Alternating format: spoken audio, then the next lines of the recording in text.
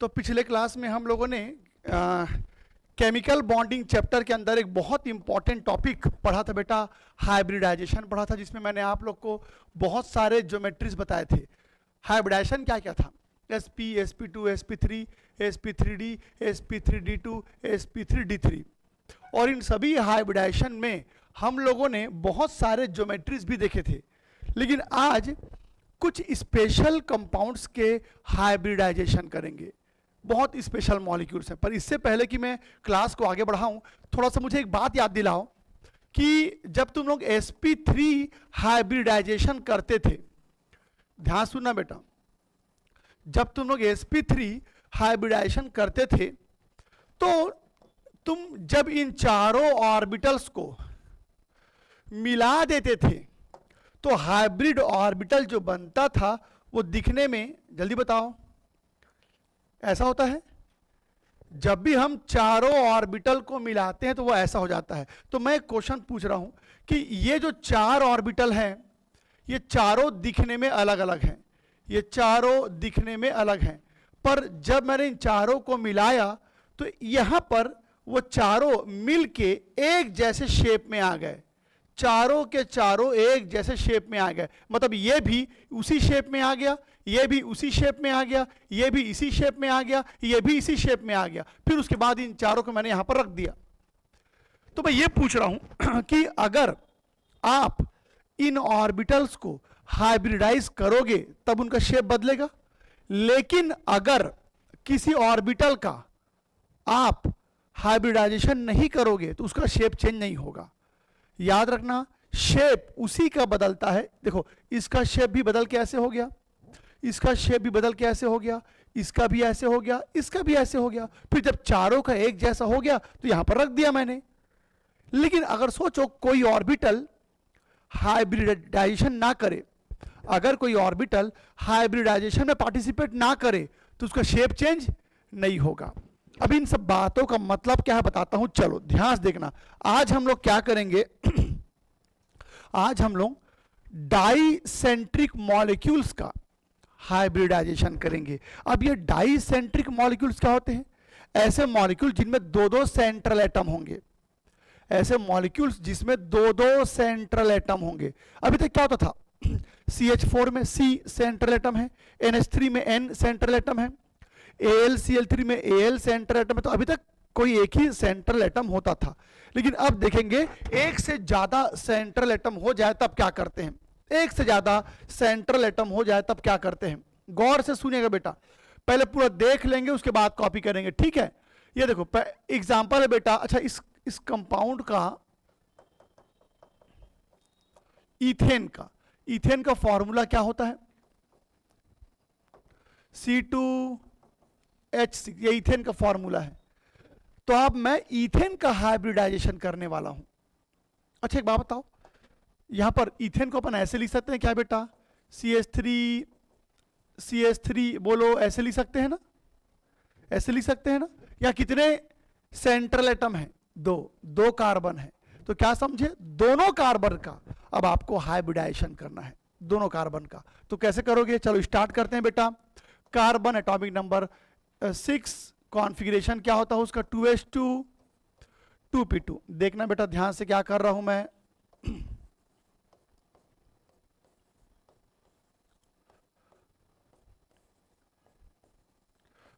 ठीक है, ये है ग्राउंड स्टेट, ये है एक्साइटेड स्टेट, ये है हाइब्रिड स्टेट।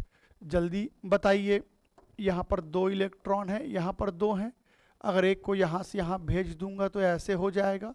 अब सुनना बेटा, ये जो हाइब्रिड स्टेट होता है ना, ये जो डाइसेंट्रिक मॉलिक्यूल्स होते हैं, इनमें हाइब्रिड स्टेट बहुत इंपॉर्टेंट होता है। अब हाइब्रिड स्टेट का क्या मतलब है, गौर से सुनना। आपको करना क्या है, एकदम गौर से सुनिएगा।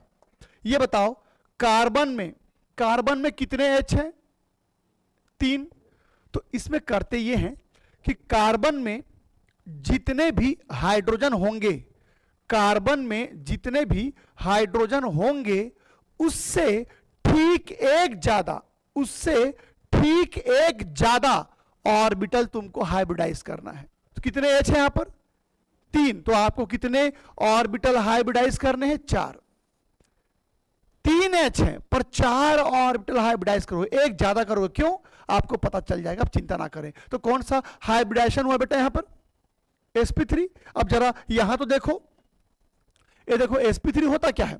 s px py pz। आपने यहां पर सबको हाइब्रिडाइज किया। अब बताओ बेटा, अगर सब हाइब्रिडाइज होंगे तो सबका शेप चेंज होगा, तो सबको मिला के हम ऐसा बनाते हैं हाइब्रिड ऑर्बिटल, है ना?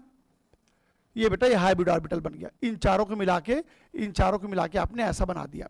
अच्छा जी, ये बताओ, ये कार्बन है ना, कार्बन में कितने एच है बेटा? 3। तो एक एच यहां जुड़ जाएगा, एक एच यहां जुड़ जाएगा, एक एच यहां। तो जानते हो किसका स्ट्रक्चर है? ये CH3 का स्ट्रक्चर है, ये CH3 बन गया। तो लीजिए, एक CH3 आपने बना लिया। अब दूसरा CH3 बनाऊंगा, सेम ऐसे बनेगा। अरे भाई, दूसरा CH3 बनाऊंगा तो वो भी तो ऐसे ही बनेगा ना। तो उसको इतना सारा ना लिख के डायरेक्ट लिख देते हैं बेटा।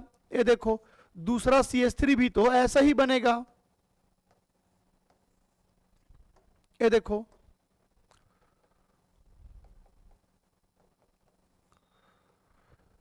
अब बताओ, यहां पर एक छूटा हुआ है, यहां पर एक छूटा हुआ है। जानते हो क्या होने वाला अब इसका? ये एक CH3 है, ये दूसरा CH3। बेटा अब दोनों सामने आएंगे और आपस में क्या कर जाएंगे? ओवरलैप। तो अब बताओ, हाइड्रोजन तो 3 थे, फिर मैंने 4 ऑर्बिटल क्यों हाइब्रिडाइज किया? क्योंकि एक ऑर्बिटल जो एक्स्ट्रा किए वो दूसरे कार्बन के लिए था। समझे? अच्छा जी, अब दोनों आपस में जुड़ जुड़ जाएंगे, ये दोनों आपस में जुड़ जाएंगे तो ऐसा दिखाई देगा बेटा। ये देखो, ये देखो,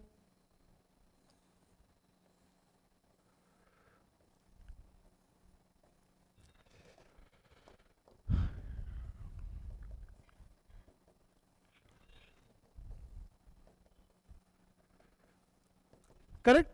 और जब भी ओवरलैपिंग होता तो क्या बनता है? बॉन्ड।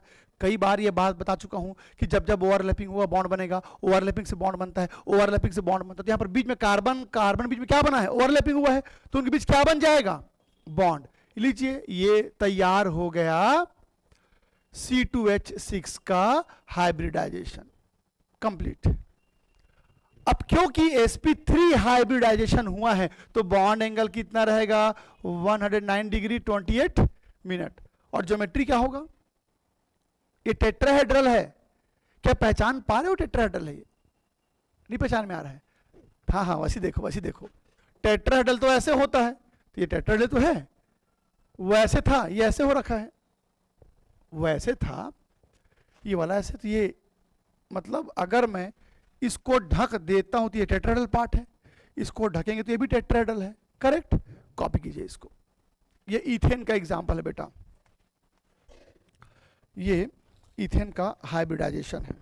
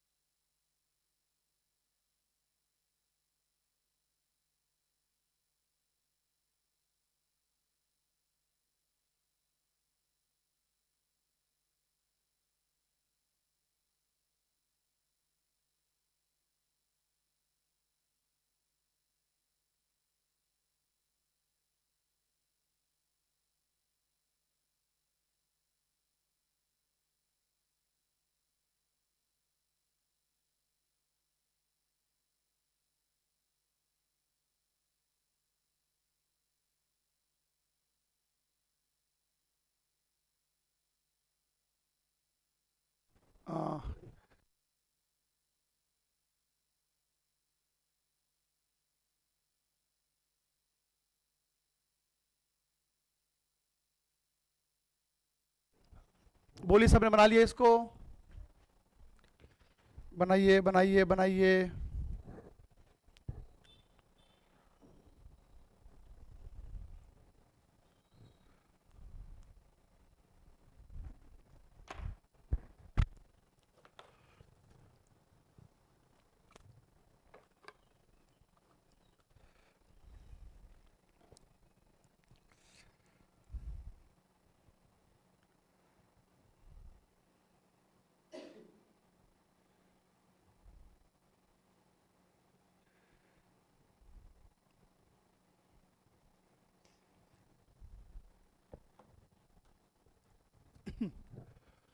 हो गया?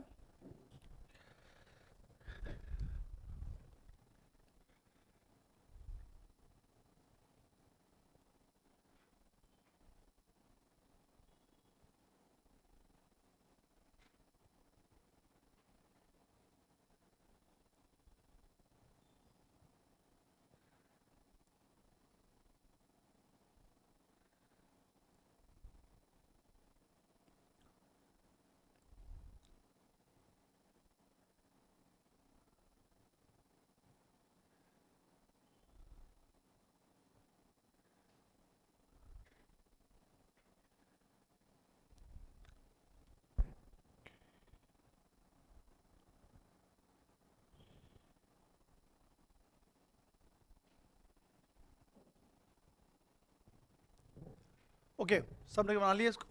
अब अगला एग्जाम्पल देखेंगे बेटा। यहां तक तो सब ठीक है। अब अगला एग्जाम्पल देखेंगे। चलो, अब मैं दो एग्जाम्पल एक साथ कंपेयर करके बताऊंगा, जरा इसको समझना, ठीक है? इस बार मैं क्या करूंगा, C2H4 और C2H2 दोनों को एक साथ कंपेयर करके बताऊंगा। बोलो बेटा, C2H4 मतलब क्या होता है? ये इथिन। और C2H2 क्या होता है बेटा? इथाइन। अब देखते हैं क्या करेंगे। सबसे पहले ये बताओ, क्या मैं इथिन को ऐसे लिख सकता हूं? करेक्ट। और बेटा इथाइन को इस तरह से लिख सकते हैं हम लोग। अब शुरुआत बिल्कुल वैसे ही होगी। Carbon atomic number 6, configuration 2s2 2p2। बेटा ग्राउंड स्टेट, एक्साइटेड स्टेट तो सेम रहेगा जैसे पीछे था। सीधा हम लोग आते हैं हाइब्रिड स्टेट में। सीधे हम लोग आएंगे हाइब्रिड स्टेट में, देखते जाना। Carbon atomic number 6 2s2 2p2, तो बेटा इसका ग्राउंड स्टेट जैसे पीछे था वैसी रहेगा, एक्साइटेड स्टेट भी जैसे पीछे था वैसी रहेगा। मैं सीधे हाइब्रिड स्टेट में आता हूं, तो देखेंगे क्या होने वाला है।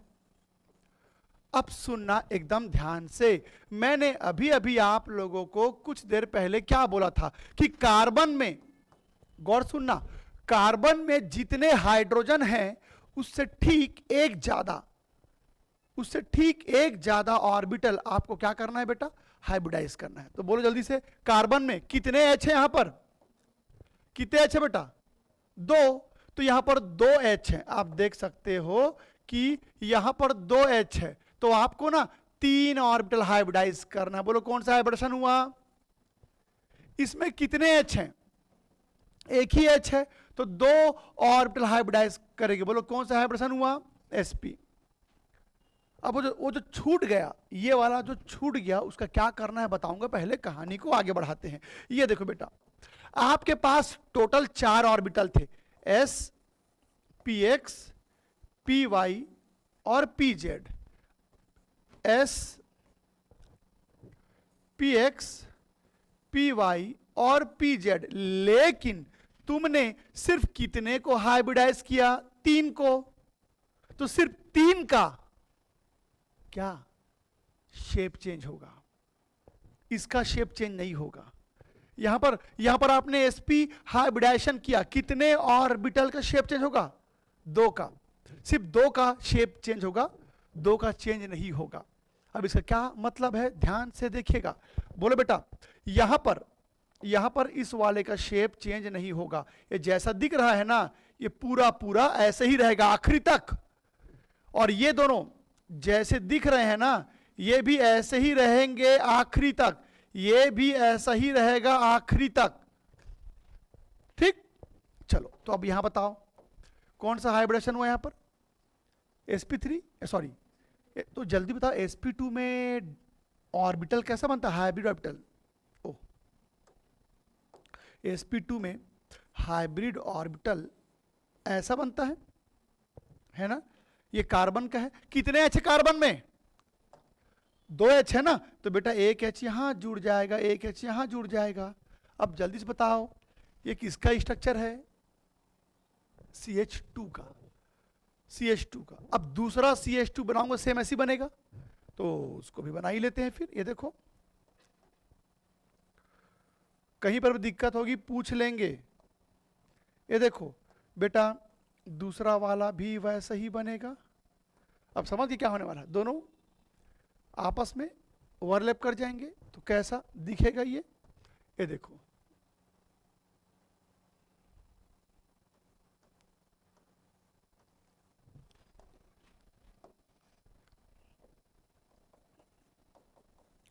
और जल्दी बताओ जब जब ओवरलैपिंग होता है तो क्या बनता है, बॉन्ड।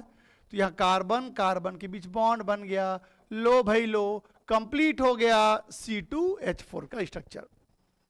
ठीक, ये है C2H4। अभी भी कुछ कमी है क्या, कुछ तो गड़बड़ है, अभी भी कुछ तो कमी है। क्या कमी है, अरे कार्बन का वैलेंसी कितना होता है, 4, कार्बन को कितना बॉन्ड बनाना होता है, 4, या कार्बन ने कितने बॉन्ड बनाए हैं, 3, यानी अभी भी कार्बन में एक बॉन्ड बनना बाकी है। करेक्ट, अभी भी यहां पर कार्बन में एक बॉन्ड बनना बाकी है, तो वो कैसे बनेगा, तो सुनना बेटा ध्यान से। ये बताओ इस कार्बन को देखो बेटा, इस कार्बन में एक ऑर्बिटल ऐसा वाला पूरा पूरा छूटा है, ये देखो इसको मैंने ऐसे बना दिया, तो इस कार्बन में भी तो छूटेगा। तो अब कुछ खोपड़ी में घुसा, क्या होने वाला है बेटा, ये बताओ ये जो छूटा हुआ ऑर्बिटल है इसमें भी तो इलेक्ट्रॉन है ना, ये जो छूटा हुआ ऑर्बिटल है उसमें भी तो इलेक्ट्रॉन है ना। तो अब क्या होगा, सुनो ध्यान से, एकदम गौर सुनना। ये जो कार्बन है ना, इनके पास 2 तरह के ऑर्बिटल हैं, एक सामने वाला और एक वर्टिकल ऑर्बिटल। एकदम ध्यान सुनना, कार्बन के पास 2 तरह के ऑर्बिटल हैं, एक सामने वाला और एक वर्टिकल। तो जब दोनों कार्बन पास आते हैं तो पहले सामने वाला ओवरलैप कर जाता है, सामने वाला क्या कर गया, ओवरलैप। तो जब दोनों कार्बन पास आते हैं तो सामने वाला पहले ओवरलैप करता है। लेकिन अब क्या होता है, सुनो, दोनों कार्बन एक दूसरे के और पास जाने लगते हैं, बहुत पास, इतने पास चले जाते हैं कि जो वर्टिकल ऑर्बिटल वो भी ओवरलैप कर जाते हैं। तो जब 2 कार्बन पहले आते हैं, पहले ये वाला ओवरलैपिंग होता है, हेड टू हेड ओवरलैपिंग बोलते हैं इसको, हेड टू हेड ओवरलैपिंग। फिर जब ये दोनों पास आएंगे तो ये जो वर्टिकल ऑर्बिटल है ना वो भी क्या कर जाएगा, ओवरलैप। तो ये बताओ जब जब ओवरलैपिंग होता है तो क्या बनता है, बॉन्ड। ओवरलैपिंग से बॉन्ड बनता है, ओवरलैपिंग से बॉन्ड बनता है, ओवरलैपिंग से बॉन्ड बनता है। कितने बार बता चुका हूं आप लोग को, इस बात से कोई फर्क नहीं पड़ता ओवरलैपिंग कैसा हुआ, ऐसे ओवरलैपिंग होगा तो भी बॉन्ड बनेगा और ऐसे होगा तब भी बॉन्ड बनेगा। तो बेटा ये दोनों इतने पास चले जाते हैं, इतने पास कि ये ऑर्बिटल ये दोनों एक दूसरे पे क्या कर लेते हैं, ओवरलैप। अच्छा यहां पर इलेक्ट्रॉन है क्या, नहीं, तो ओवरलैपिंग होने के बाद भी कुछ नहीं हुआ, पर यहां पर इलेक्ट्रॉन है ना, तो ओवरलैपिंग होने से एक बॉन्ड और बन गया। लीजिए ये है C2H4 का स्ट्रक्चर, C2H4। ये चैप्टर हो गया स्कूल में, नहीं हुआ है, कुछ सिग्मा पाई ऐसे कुछ सुने हो। अच्छा एक बात बताओ, मैं ऐसे पूछ रहा हूं, बुक में लिखा रहता है सिग्मा बॉन्ड स्ट्रांग होता है, पाई बॉन्ड वीक होता है, ऐसा बुक में लिखा है, आप स्कूल में भी ऐसा पढ़ेंगे, उसका कारण समझते हैं। ये बताओ इन दोनों में से सबसे पहले ये वाला ओवरलैपिंग हुआ, फिर जब बहुत पास गया तब जाके ये वाला ओवरलैपिंग हुआ। तो ये बताओ जो सामने ओवरलैपिंग हुआ है उससे बनने वाला बॉन्ड ज्यादा स्ट्रॉन्गर होगा कि साइड वाइज वाले में, हेड टू हेड वाले में। तो बेटा क्या समझे कि ये वाला सिग्मा बॉन्ड कहलाएगा और ये वाला क्या कहलाएगा, पाई। सिग्मा बॉन्ड क्या होता है, जो हेड टू हेड ओवरलैपिंग से बनता है, जो कि बहुत स्ट्रांग होता है, और पाई बॉन्ड क्या होता है, जो साइड वाइज ओवरलैपिंग से बनता है, जो कि बहुत वीक होता है। समझे? अब चलो इसमें आते हैं, इसमें आते हैं। तो जल्दी बताओ, यहां पर कार्बन में कितने ऑर्बिटल हाइब्रिडाइजेशन में पार्टिसिपेट किए हैं? कितने किए हैं बेटा? दो। तो जब दो ऑर्बिटल पार्टिसिपेट करते हैं तो हाइब्रिड ऑर्बिटल ऐसे बनता है, लीनियर लीनियर। अच्छा जी बताओ, कार्बन में कितने हाइड्रोजन हैं? एक। किसका स्ट्रक्चर है ये? किसका है? सी एच का। अब दूसरा सी एच बनाऊंगा, सेम ऐसी बनेगा।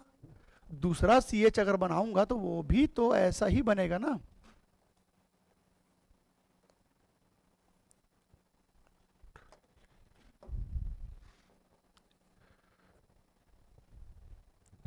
अब क्या होगा? ओवरलैपिंग, ओवरलैपिंग थोड़ा छोटा कर देते हैं। हम्म तो ये देखो हो गया ओवरलैपिंग। जब जब ओवरलैपिंग होता है तो क्या बनता है बेटा? बॉन्ड। तो लीजिए, कार्बन कार्बन के बीच ओवरलैपिंग हो गया तो बन गया बॉन्ड और खत्म हो गया हाइब्रिडाइजेशन। लेकिन बेटा यहां कुछ तो कमी है। क्या कमी है? कार्बन को कितना बॉन्ड बनाना होता है?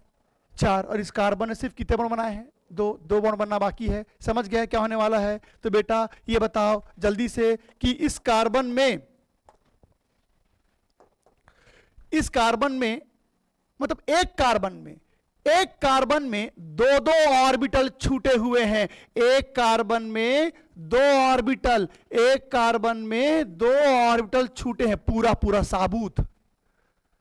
और जब ये पास आएंगे ना, जब ये पास आएंगे तो क्या होगा? एक बात बताओ, एक बात बताओ, ये जो छूटा है उसमें इलेक्ट्रॉन था क्या? था। और ये जो छूटा उसमें इलेक्ट्रॉन था क्या? था। है ना, है ना?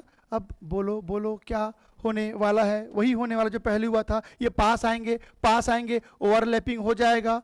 तो एक हुआ हेड टू हेड और दो हुए साइड वाइज। तो क्या यहां पर दो बॉन्ड और बना दूं मैं? इसको मैं इस तरफ बना देता हूं, रुको। इधर इधर इधर कर लेते हैं। तो जल्दी बताइए, अभी अभी दो ताजा ताजा बॉन्ड बने हैं खड़े खड़े ऑर्बिटल से। कौन से बॉन्ड है बेटा? वो पाई बॉन्ड। क्या बन गया? Triple bond. तो यहां ट्रिपल बॉन्ड बनता है। समझ में आया? कॉपी कीजिए, फिर कहानी को आगे बढ़ाता हूं। तो उस हिसाब से, उस हिसाब से यहाँ sp2 हाइब्रिडाइजेशन हुआ तो बॉन्ड एंगल कितना होगा? 120। यहाँ sp हाइब्रिडाइजेशन हुआ तो बॉन्ड एंगल क्या होगा? 180। कॉपी कीजिए।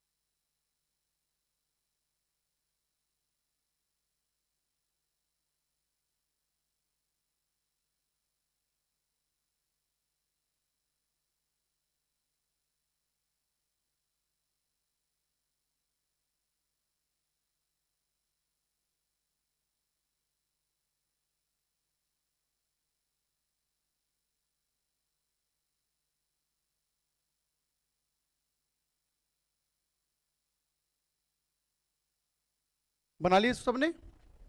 ठीक है। अब ये जो हाइब्रिडाइजेशन मैंने बताया, इसमें इंपॉर्टेंट चीज मुझे ये बताना था, इंपॉर्टेंट चीज ये बताना था कि पाई बॉन्ड जो होता है, सुनो ध्यान से, पाई बॉन्ड जो होता है, पाई बॉन्ड अनहाइब्रिडाइज्ड ऑर्बिटल के ओवरलैपिंग से बनता है। ये सुनने में बहुत साधारण लगता है, पर इसका मीनिंग आगे चल के बहुत निकलने वाला है। पाई बॉन्ड ऐसे ऑर्बिटल के मिलने से बना था जो हाइब्रिडाइज नहीं हुआ था। ऊपर ऊपर कहूं तो पाई बॉन्ड हाइब्रिडाइजेशन में पार्टिसिपेट नहीं करता। अब इसका मीनिंग क्या है देखना। अब मैं आप लोग को सिखाने जा रहा हूं, अब मैं आपको यह सिखाने जा रहा हूं कि किसी भी कंपाउंड को देखते ही उसका हाइब्रिडाइजेशन कैसे बताते हैं। तुम किसी भी कंपाउंड को देखो और देख के उसको तुरंत क्या बनाते हो? हाइब्रिडाइजेशन। तो किसी भी कंपाउंड को देखते ही उसका हाइब्रिडाइजेशन कैसे बताते हैं, इसके ना कुछ फॉर्मूला भी होते हैं और सभी टीचर्स का अलग अलग मेथड होता है। इसे कुछ फॉर्मूला भी होते हैं और सभी टीचर्स का अलग अलग तरीका भी होता है। लेकिन मैं जो तरीका बता रहा हूं इसमें कोई फॉर्मूला यूज नहीं होता और एकदम अल्टीमेट मेथड है, कभी आपसे गलती नहीं होगी इसमें। मैं कोई फॉर्मूला इसमें यूज नहीं करूंगा। सुनना, बस इतनी सी बात याद रखनी कि आपको चीजों को काउंट करना है, काउंट बॉन्ड को काउंट करना है। तो आपको पता है 3-4 तो कंपाउंड होते हैं, hydride, halide, oxide, oxy acids, उन्हीं का तो हाइब्रिडाइजेशन करोगे ना। तो मैं जो मेथड बताऊंगा उसका खास बात क्या पता है? अभी मैंने जितने भी हाइब्रिडाइजेशन करवाए हैं, आप नोटिस किया अभी तक मैंने जितने भी हाइब्रिडाइजेशन करवाए हैं, कौन कौन से एग्जांपल करवाया? हाइड्राइड का करवाया, हैलाइड का करवाया और हाइड्रोकार्बन करवाया। एक भी मैंने ऑक्साइड नहीं करवाया। ऑक्साइड का हाइब्रिडाइजेशन करने का तरीका ही नहीं होता है। H2SO4 सल्फ्यूरिक एसिड कैसे करोगे उसका हाइब्रिडाइजेशन? तो जो मेथड मैं सिखा रहा हूं ये तो बुक का मेथड है। तो बुक के मेथड से आप सिंपल सिंपल कंपाउंड का हाइब्रिडाइजेशन कर लोगे। पिछले 2 दिनों से जिन जिन कंपाउंड का आप लोगों ने हाइब्रिडाइजेशन किया उनका तो कर लोगे, लेकिन H2SO4 HNO3 उनका कैसे करोगे? तो अब मैं आपको एक तरीका सिखाता हूं कि कैसे किसी भी कंपाउंड को देखते ही उसका हाइब्रिडाइजेशन बताते हैं। एकदम डायरेक्ट मेथड बेटा। बस उसके लिए ना एक ही बात याद रखनी है, किसके वैलेंस शेल में कितना इलेक्ट्रॉन होता है। कार्बन के वैलेंस शेल में 4, नाइट्रोजन के वैलेंस शेल में 5, सल्फर के वैलेंस शेल में 6, ऑक्सीजन के वैलेंस शेल में 6, क्लोरीन के वैलेंस शेल में 7, जो मैंने शुरू क्लास में बताया था, फर्स्ट क्लास में, वही आपको याद रखना है। चलो, तो अगर मान लो एग्जाम में क्वेश्चन आ गया NH3 का हाइब्रिडाइजेशन बताओ, NH3 का, तो या फिर CH4 का हाइब्रिडाइजेशन बताओ, तो बस क्या करना बेटा, सबसे पहले जल्दी जल्दी एक रफ डायग्राम बना लेना, एक रफ डायग्राम। उसके बाद जो सेंट्रल एटम होता है उसके इलेक्ट्रॉन को बनाओ। कार्बन के पास कितने होते हैं? 4। अब आपको करना क्या है बेटा, इन सभी बॉन्ड्स को काउंट करो, गिनो, कहीं से भी गिनती चालू कर दो। इस बॉन्ड को S मान लो, इसको P मान लो, इसको P मान लो, इसको P मान लो। कौन सा हाइब्रिडाइजेशन हो गया? sp3। बस इतना ही करना है, गिनना है आप लोग को। 2 बॉन्ड होगा तो sp, 3 बॉन्ड होगा तो sp2, 4 बॉन्ड होगा तो sp3, 5 बॉन्ड होगा तो sp3d। समझ में आ गया? बॉन्ड को गिनना है। अच्छा, इसमें आते हैं, किसी ने पूछ दिया NH3 में क्या हाइब्रिडाइजेशन होगा, तो जल्दी जल्दी पहले रफ डायग्राम बना लो। रफ डायग्राम, बस इतना याद रखना कि जो सेंटर में होता है ना उसके सारे इलेक्ट्रॉन को बनाना। बोलो, नाइट्रोजन के पास कितने होते हैं? 5। ये क्या है? तो लोन पेयर को भी गिनना है, लोन पेयर को भी गिनना है और वो कंपलसरी है। स्टार्ट करो, कहीं से भी गिनना चालू कर सकते हो। sp कौन सा हाइब्रिडेशन हुआ? sp3। इसमें भी क्या हुआ बेटा? sp3। समझे? तो इस तरह से हाइब्रिडाइजेशन पता करते हैं। और मान लो ऑक्साइड का आ गया, मान लो बेटा ऑक्साइड का आ गया। एक काम करते हैं, ये वाला एग्जांपल लेते हैं। मान लो ऑक्साइड का एग्जांपल आ गया SO2। तो पहले इसका रफ डायग्राम बना लो। ये देखो बेटा, मैंने रफ डायग्राम बना ले। नियम याद है ना, ऑक्सीजन बीच वाले के साथ क्या बनाता है? Double bond. अच्छा जी, ऑक्सीजन के सल्फर के पास कितने होते हैं इलेक्ट्रॉन बेटा? 6। अब सुनो मेरी बात, एकदम ध्यान से सुनना। यहां पर ये एक बॉन्ड है, ये एक बॉन्ड है और ये लोन पेयर है। तो ये भी तो बॉन्ड है, ये वाला, पर उसको काउंट नहीं करेंगे। 2 बॉन्ड है ना, 2 बॉन्ड में एक ही बॉन्ड काउंट करेंगे, एक बॉन्ड काउंट नहीं करेंगे। बताओ क्यों?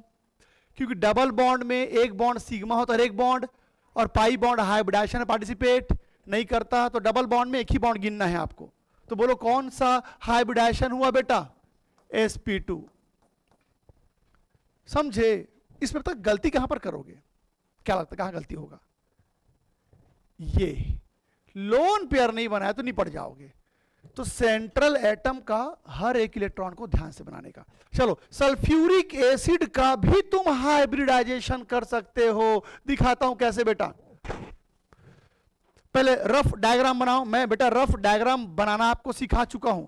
कैसे बनाते हैं ये देखो। पहले ऐसे करेंगे, H हमेशा O में जुड़ता है, H हमेशा O में जुड़ता है। जिस O में H होता है वो एक बॉन्ड बनाता है, जिस O में H होता है वो एक बॉन्ड बनाता है, और जिसमें कुछ नहीं होता उसमें डबल बॉन्ड। बोलो सल्फर के पास कितने इलेक्ट्रॉन होते हैं बेटा?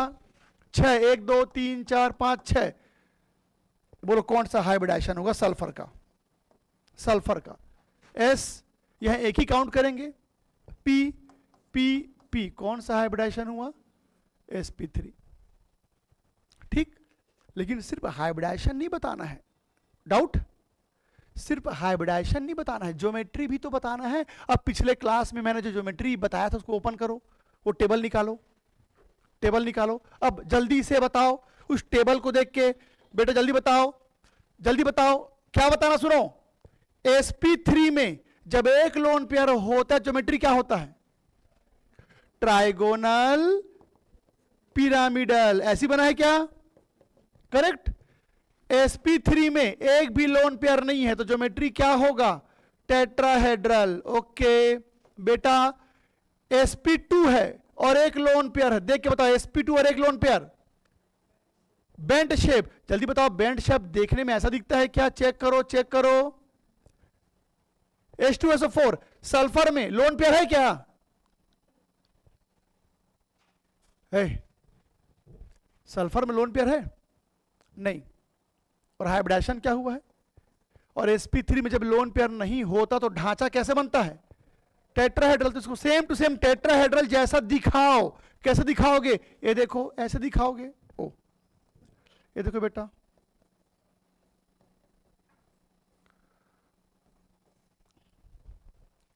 तो दिखने में टेट्राहेड्रल दिखना चाहिए। बाकी आपकी मर्जी, कहीं भी OH कहीं भी O लिख सकते हो, पर कोशिश करना कि OH को साइड में ही रखो तो अच्छा दिखता है।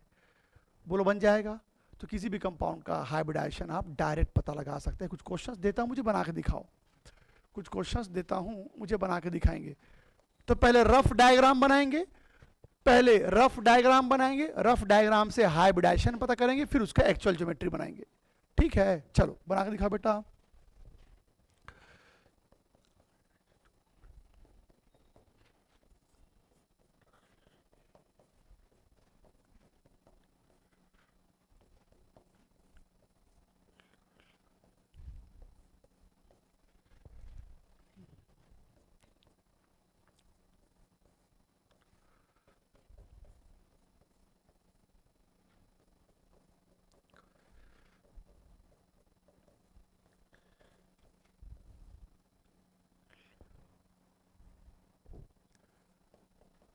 चलो बना के दिखाओ, बना के दिखाओ।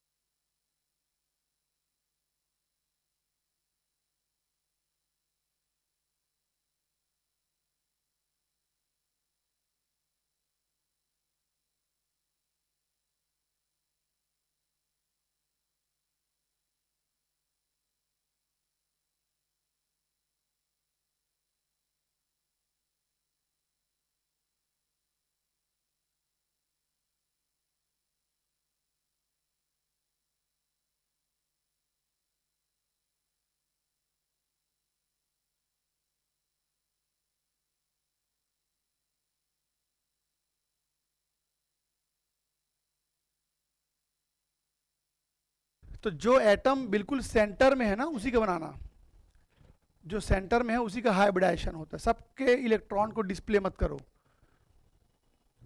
जो सेंटर में है बस उसका लोन पेयर रिप्रेजेंट करो।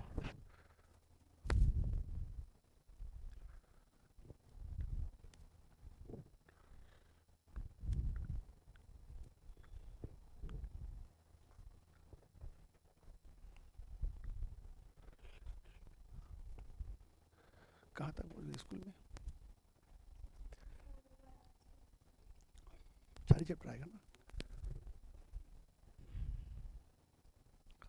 जो भी डाउट रहेगा इसी मंथ में कंप्लीट कर लेना, क्योंकि उस समय 3 दिन के लिए ना मैं अवेलेबल नहीं रहूँगा, 6, 7, 8, 9, 10, 3-4 दिन। ठीक है, बस डाउट नहीं होना चाहिए, बस प्रैक्टिस करते जाओ क्वेश्चंस। हो गया बेटा?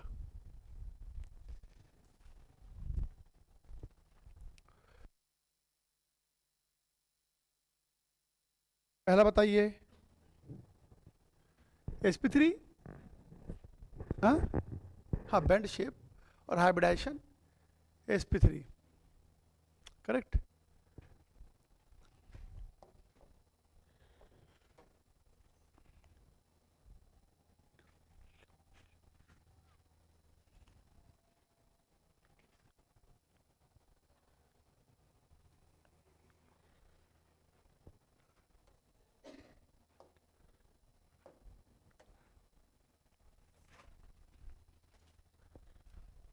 बनाओ बनाओ बनाओ।